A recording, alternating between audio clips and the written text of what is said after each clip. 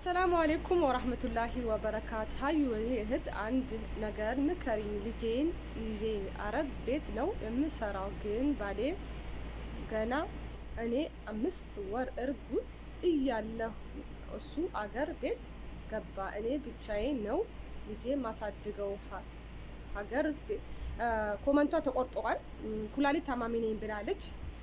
እና እኔ እህትነት የምክር በመክርሽ አቦ ቢስሚላህ ረህማን ነው። በመጀመሪያ አላህ ይማርሽ። ስደት እናት አባቶቻችን ይለውጣል፣ ልጆቻችን እንለውጣለን ብለን ስደት ወተን ያ ረቢ አላህ ከድንገተኛ ህመም ማማይ አላህ ይማርሽ። ወላሂ ሁሉም ሰው በቤት በቤቱ በሽታ አለ። እስቲ አሁን ኮመንት ጻፉልኝ ብላቸው ሁሉም በቤት በቤቱ በሽታ አለ። አለ ኩሉ ሀል አልሐምዱሊላህ የበለጠ በሽታ እንዳታመጣ ብሎ አላህ ዱዓ ማድረግ ነው። ውሃ በደንብ ጠጪ። የእህትነት የምክር በመክርሽ የሴት ልጅ ትልቋ ሀብቷ የኔ የራሴ ለብዙ ሰዎች በመክራለሁ ቲቪ ላይ ወላሂ በፊት እኔ ምክር ነበር እንዳለ ቪዲዮዎቼ ማለት ነው። የሴት ልጅ ትልቋ ሀብቷ ትዳሯ ነው።